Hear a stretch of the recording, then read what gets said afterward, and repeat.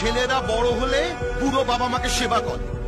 আরে তোমার বয়সী ছেলেরা পড়াশোনা শেষ করে চাকরিতে ঢুকে বউ বাচ্চা নিয়ে ঘর সংসার করছে, আর তুমি এখনো বাবার কাঁধে বসে অন্ন ধ্বংস করছো। অপদার্থ। ইস, চাকরিটা ছিল তাই এখনো মাথা উঁচু করে বাঁচতে পারছি, নাহলে তো কবে গিয়ে রাস্তায় দাঁড়াতো।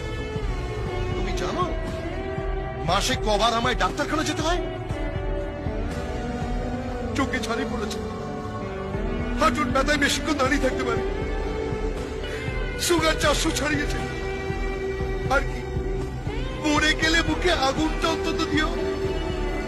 তোমার মতো ছেলের কাছ থেকে এর বেশি আর কি আশা করা যায়?